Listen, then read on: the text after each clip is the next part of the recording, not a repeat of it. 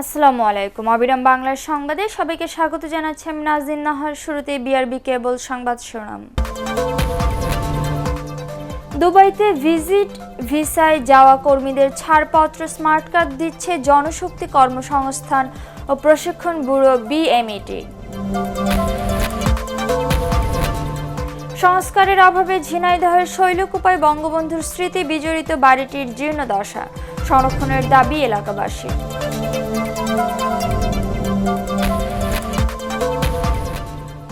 এবং বাউল সম্রাট শাহ আব্দুল করিমের ১০৫তম জন্মদিন আজ।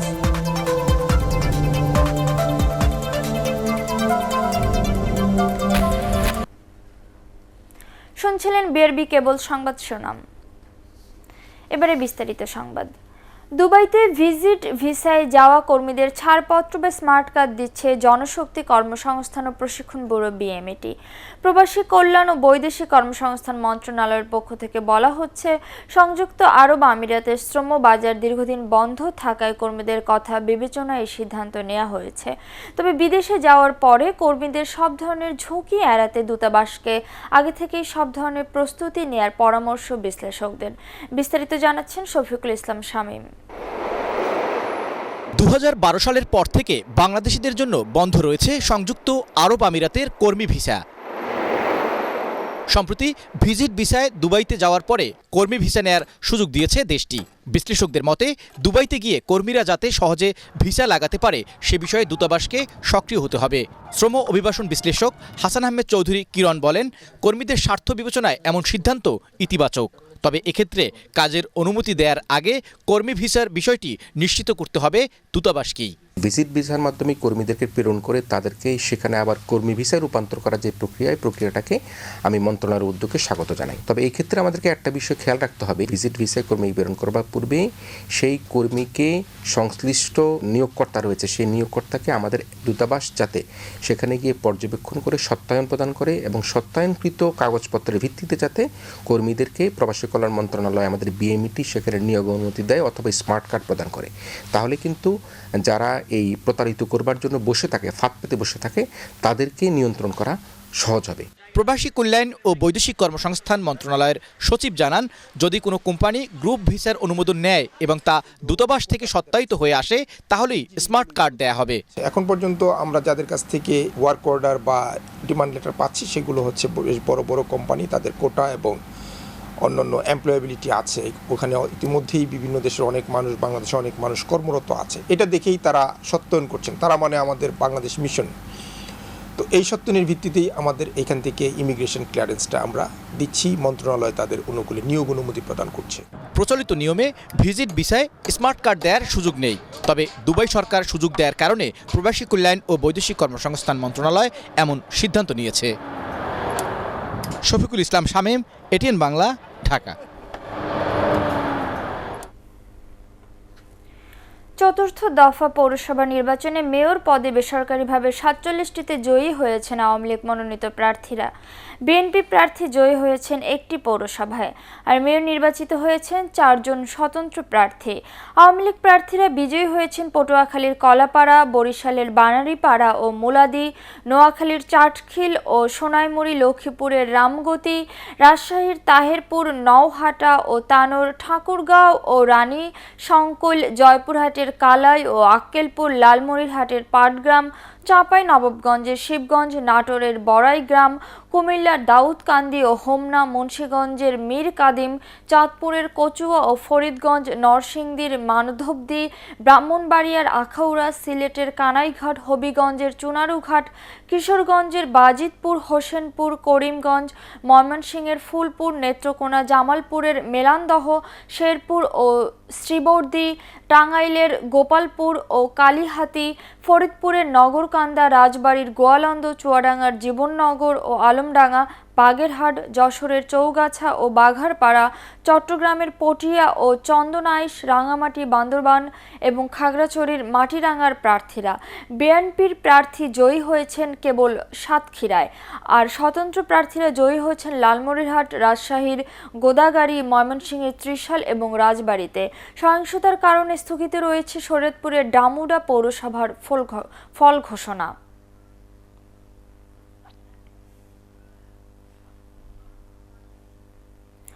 সংস্কারের অভাবে ঝিনাইদহের শৈলকুপায় বঙ্গবন্ধুর স্মৃতি বিজড়িত বাড়িটি জীর্ণদশায় পরিণত হয়েছে। 1954 সালে এই বাড়িটিতে 2 রাত কাটিয়েছিলেন তিনি।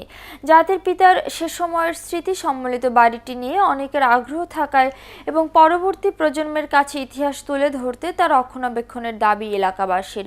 প্রতিনিধি নিজাম জোয়ারদার বাবলুর পাঠানো রিপোর্ট জানাচ্ছেন বিপ্লব রায়। 1954 সালে তৎকালীন প্রাদেশিক পরিষদের নির্বাচনে যুক্তফ্রন্ট মনোনীত প্রার্থী অধ্যক্ষ কামরুজ্জামানের পক্ষে নির্বাচনী প্রচারণায় কুষ্টিয়ার খোকসা হয়ে ঝিনাইদহের শৈলকুপার বাখরবা গ্রামে যান বঙ্গবন্ধু শেখ মুজিবুর রহমান। দিন শেষে জেলা শহর থেকে প্রায় 30 কিলোমিটার দূরে কামরুজ্জামানের এ বাড়িতে রাত্রি যাপন করেন তিনি। সকালে এ বাড়ির পুকুরে গোসল ও আহার শেষে দুপুরে পার্শ্ববর্তী কাতলাগাড়ি বাজারে জনসভায় যোগ দেন বঙ্গবন্ধু। সভা শেষ করতে সন্ধ্যা হওয়ায় সে রাতেও ওই বাড়িতে থেকে যান। তিনি এই পুকুরে গোসল করেছিলেন, এই ঘরে তিনি অবস্থান করেছিলেন। এই ঘরটা একটা কাঠের চৌকি ছিল। এখানে তিনি রাজনীতির ক্ষেত্রে আসছিলেন।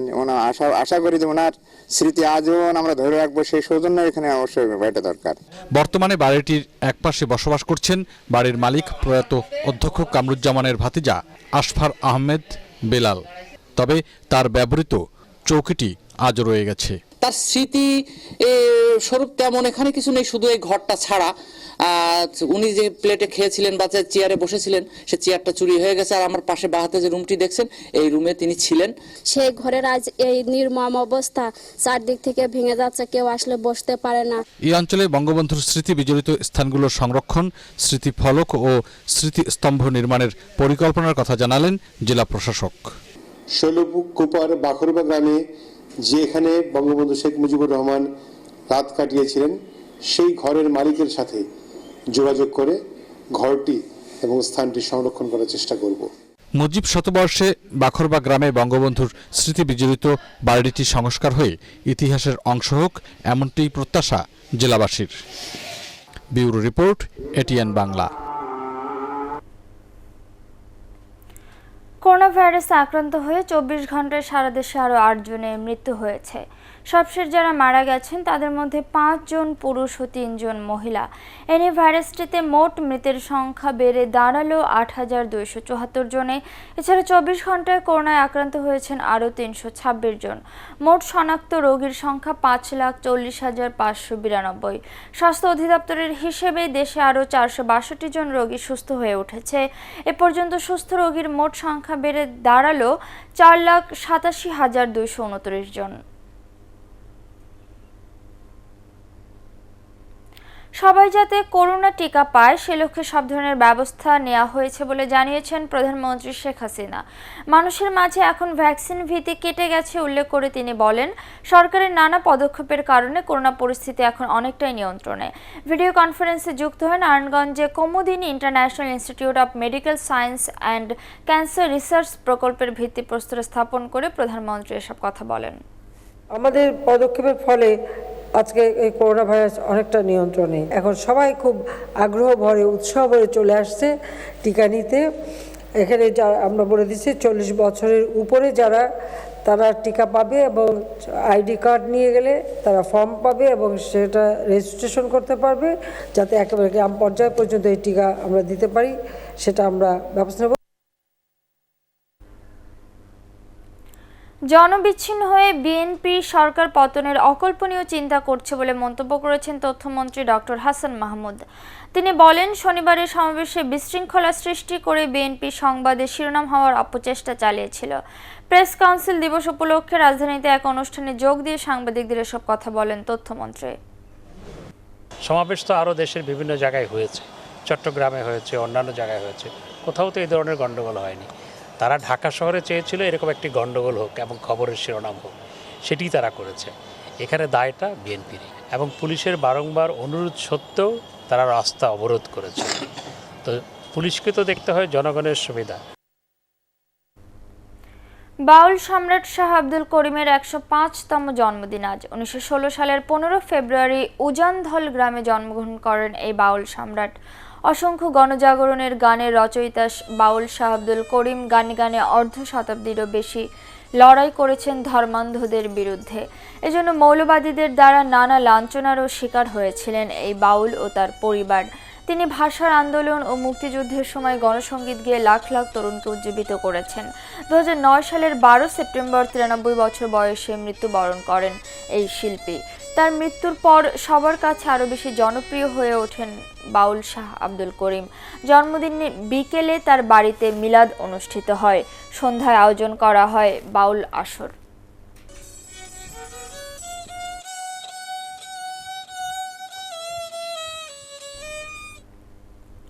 এবার আনোয়ার খান মডেল মেডিকেল কলেজ হাসপাতাল বাংলাদেশ ওয়েস্ট ইন্ডিজ সিরিজের খবর।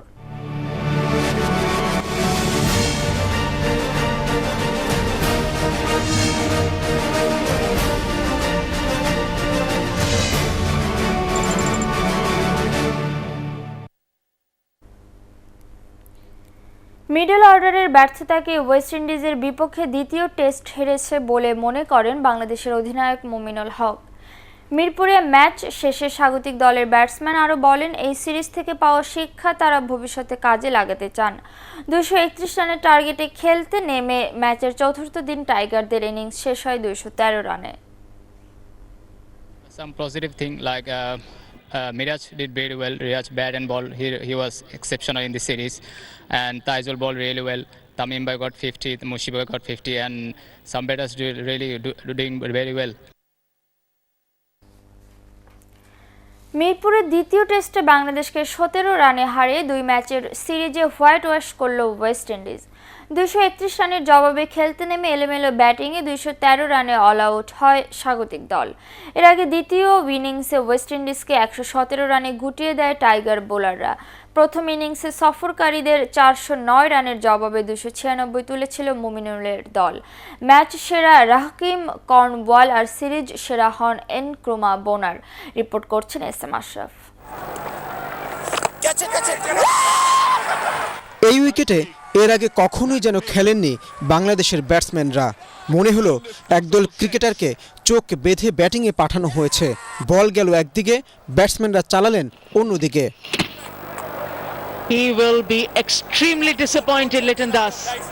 কে কত সহজে উইকেট দিতে পারেন প্রতিযোগিতা চলল তা নিয়ে। প্রথম ইনিংসে 0 আর দ্বিতীয় ইনিংসে সৌম্য আউট 13-তে। 4 ইনিংস মিলিয়ে নাজমুল হোসেন শান্তর অবদান মাত্র 40। 44 বলে হাফ সেঞ্চুরির চেয়ে তামিমের এই ইনিংসটা 100 বলের হলে দলের উপকার হতো। টাইগার ওপেনার ফেরেন দলের 70-এ। মোহাম্মদ মিথুন স্পিন বল খেলতেই যেন ভুলে গেলেন। 162-তে তাইজুলের উইকেটই অনেকটা নিশ্চিত করে দেয় বাংলাদেশের পরাজয়। অথচ বোলাররা ঠিকই এই টেস্ট জেতার সব পথ তৈরি করে দিয়েছিলেন। 7 ওভারের মধ্যে জোমেল ওয়ারিকেন আর প্রথম টেস্টে জয়ের নায়ক কাইল মেয়ার্সকে ফিরিয়ে শুরুটা করেন আবু জায়েদ রাহি। এরপর টানা 3 ব্যাটসম্যানকে প্যাভিলিয়নে পাঠিয়ে উইকেট শিকারে যোগ দেন ইনিংসে 4 উইকেট নেয়া তাইজুল ইসলাম। 114 রানে 8 উইকেট হারানো ক্যারিবীয়দের লেজ ছেটে ফেলেন নাইম হাসান। 29 বলে 19 রান তুলতে শেষ 4 উইকেট হারিয়ে 117-তে অল আউট হয় ওয়েস্ট ইন্ডিজ। জবাবে টাইগারদের হয়ে শেষ বেলায় লড়াইটা করেছিলেন মেহেদী হাসান মিরাজ, কিন্তু 56 বলে 31 রান করা এই অলরাউন্ডারকে ফিরিয়ে হোয়াইট ওয়াশের উৎসবে মেতে ওঠে অনভিজ্ঞ দল নিয়ে খেলতে আসা ক্রেগ ব্রাথওয়েটের West Indies. SM Ashraf, ATN Bangla. বঙ্গবন্ধুর নেতৃত্বে দেশ স্বাধীন হয়েছিল বলেই আজ সবাই নিজ অবস্থানে সম্মানিত। পহেলা ফাল্গুন উপলক্ষে চট্টগ্রামে বিমান বাহিনী ঘাঁটি জহুরুল হকে আয়োজিত সাংস্কৃতিক অনুষ্ঠানে একথা বলেন ATN বাংলা ও ATN নিউজের চেয়ারম্যান ডক্টর মাহফুজুর রহমান। মুমিনুর রিপনের রিপোর্ট। প্রকৃতির সাথে ফাল্গুনকে বরণ করে নিতে ফাল্গুন হাওয়া শিরোনামে সাংস্কৃতিক অনুষ্ঠানের আয়োজন করে চট্টগ্রামের বিমান বাহিনীর ঘাঁটি জহুরুল হক। জমকালো আয়োজন আর সাংস্কৃতিক পর্বে মুখরিত হয়ে ওঠে ফাল্গুনী আয়োজন। অনুষ্ঠানের শুরুতে ঘাঁটির জহুরুল হকের অধিনায়ক air vice marshal ASM Fakhrul Islam বলেন, করোনাকালে ATN বাংলা বিমান বাহিনীর বিভিন্ন অনুষ্ঠান প্রচার করায় বিশ্বজুড়ে সমাদৃত হয়েছে। বাংলাদেশ বিমান বাহিনীর সাথেও ATN বাংলার সাথে রয়েছে একটা নিবিড় সম্পর্ক। এটিএন বাংলা বিমান বাহিনীর বিভিন্ন অর্জন দেশবাসীর কাছে তুলে ধরছে। বাংলাদেশ বিমান বাহিনীর সাথে থাকার জন্য ঘাঁটির সকল পক্ষ থেকে আমরা এটিএন বাংলা সকল কলা কৌশলী, বিশেষ করে ATN Bangla chairman doctor Mahfuzur রহমানকে জানাই আন্তরিক ধন্যবাদ।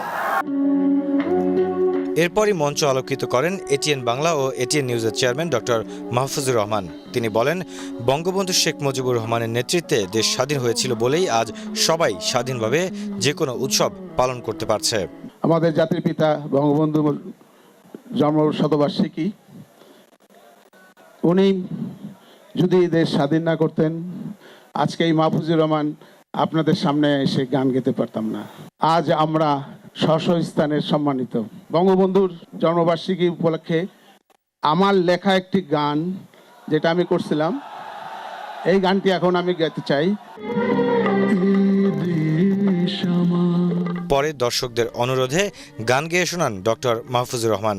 কত ভালোবাসি তোমার জানো কি তা। অনুষ্ঠানে যে কোনো মূল্যে তরুণ সমাজকে বিপথে না যাওয়ার আহ্বান জানান এটিএন বাংলা ও এটিএন নিউজের চেয়ারম্যান। মমিনুর রিপন, এটিএন বাংলা।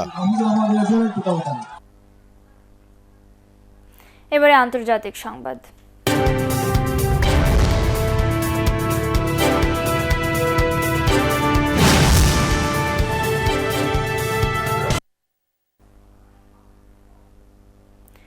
মিয়ানমারে গণতন্ত্র ফিরিয়ে দেওয়ার দাবিতে সাধারণ মানুষের আন্দোলন ঠেকানোর জন্য আবারও রাস্তায় নেমেছে সেনাবাহিনী। বিবিসির খবরে বলা হয়, গতরাত থেকে রাস্তায় সেনাবাহিনীর সাঁজোয়া যান টহল দিচ্ছে। এ সময় বন্ধ রাখা হয় ইন্টারনেট ব্যবস্থায়। মিয়ানমারের টেলিফোন অপারেটর কোম্পানিগুলোর পক্ষ থেকে জানানো হয়, রাত 1টা থেকে সকাল 9টা পর্যন্ত তাদের ইন্টারনেট সংযোগ বন্ধ রাখতে সরকারি আদেশ দেওয়া হয়েছে। এর আগে বিক্ষোভের 9ম দিনে কাচিন প্রদেশে গণতন্ত্র মুক্তিকামী মানুষের ওপর গুলি চালায় সামরিক জান্তারা। এ ধরনের ঘটনা মিয়ানমারের সাধারণ মানুষের ওপর সেনাবাহিনীর যুদ্ধ ঘোষণার শামিল বলে মন্তব্য করেছেন জাতিসংঘের এক কর্মকর্তা। সেনাবাহিনীকে ধৈর্যের পরিচয় দেওয়ার আহ্বান জানিয়ে বিবৃতি দিয়েছেন ইউরোপীয় ইউনিয়ন, যুক্তরাষ্ট্র, যুক্তরাজ্য দূতাবাসের কূটনীতিকরা।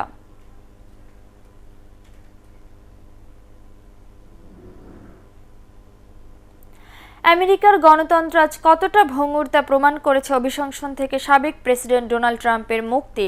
তার বিরুদ্ধে অভিযোগ গঠনে সিনেট ব্যর্থ হওয়ার পর একথা বলেন প্রেসিডেন্ট জো বাইডেন। 2/3 সংখ্যাগরিষ্ঠতা না হওয়ায় অভিশংসনের অভিযোগ থেকে মুক্তি পান ট্রাম্প। ক্যাপিটাল হিলে 6 জানুয়ারির প্রাণঘাতী হামলায় উস্কানি দেওয়ার অভিযোগ আনা হয়েছিল তার দ্বিতীয় অভিশংসন মামলায়। দুপক্ষের যুক্তিতর্ক উপস্থাপনের পর ভোটাভুটিতে 100 সিনেটরের মধ্যে ট্রাম্পকে অভিযুক্ত করার পক্ষে রায় দেন 57 জন আর বিপক্ষে ভোট দেন 43 জন। ট্রাম্পকে অভিযুক্ত করতে প্রয়োজন ছিল 2/3 বা 67 সিনেটরের সমর্থন। ফলে 10 ভোটের ঘাটতির কারণে রেহাই পান সাবেক প্রেসিডেন্ট।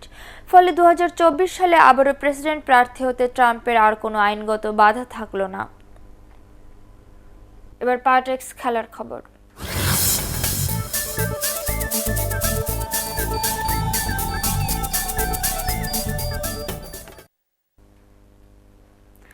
ভ্যালেন্সিয়াকে 2-0 গোলে হারিয়ে স্প্যানিশ লিগে পয়েন্ট টেবিলের 2-এ উঠেছে রিয়াল মাদ্রিদ।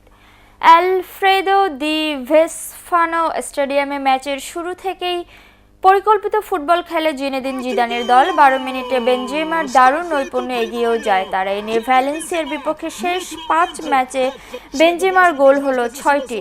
আসরে তার গোল সংখ্যা 12। বল দখলের পাশাপাশি আক্রমণেও আধিপত্য ধরে রাখে রিয়াল। সেই ধারায় 42 মিনিটে টনি ক্রুসের গোলে ব্যবধান দ্বিগুণ করে লস ব্ল্যাঙ্কোসরা। দ্বিতীয়ার্ধে ব্যবধান কমানোর সুযোগ পায় ভ্যালেন্সিয়া, তবে গোলরক্ষক থিবো কর্তোয়া রক্ষা করেন মাদ্রিদকে। 23 ম্যাচে 15 জয় ও 4 ড্রয়ে তাদের পয়েন্ট হয়েছে 49। 3 পয়েন্টে কম নিয়ে টেবিলের 2-এ বার্সেলোনা। তৃতীয় শেষ টি-20তে দক্ষিণ আফ্রিকাকে 4 উইকেটে হারিয়ে 2-1 সিরিজ জিতেছে পাকিস্তান। লাহোরের গদ্দাফি স্টেডিয়ামে প্রোটিয়াদের দেয়া 165 রানের লক্ষ্য 8 বল বাকি থাকতেই ছুঁয়ে ফেলে স্বাগতিকরা। টস হেরে ব্যাটিংয়ে নামা দক্ষিণ আফ্রিকা এক পর্যায়ে ৭৫ রানে হারায় ৭ উইকেট। এরপর একাই লড়াই করেন ডেভিড মিলার। ৪৫ বলে ৭ ছক্কা ও ৫-৪-এ অপরাজিত থাকেন ৮৫ রানে। টি-20তে বাঁহাতি এই ব্যাটসম্যানের এটি তৃতীয় 50। জবাবে ১৩৭ রানে ৬ ব্যাটসম্যানকে হারিয়ে চাপে পড়ে স্বাগতিক দল। বাবর আজম আউট হন ৪৪ করে। সেখান থেকে পাকিস্তানকে টানেন হাসান আলী। ৭ বলে ২ ছক্কা ও ১-৪-এ ২০ রানের ইনিংস দলকে নিয়ে যান জয়ের বন্দরে। বল হাতে এই পেসারের প্রাপ্তি ২৯ রানে ২ উইকেট। শেষ করার আগে বিআরবি কেবল সংবাদ শিরোনাম আরেকবার। দুবাইয়ে ভিজিট ভিসায় যাওয়া কর্মীদের ছাড়পত্র বা স্মার্ট কার্ড দিচ্ছে জনশক্তি কর্মসংস্থান ও প্রশিক্ষণ ব্যুরো বিএমইটি।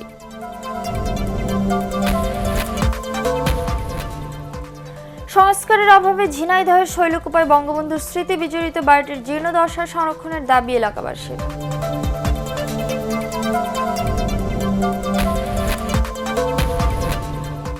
এবং বাউল সম্রাট শাহ আব্দুল করিমের ১০৫তম জন্মদিন আজ।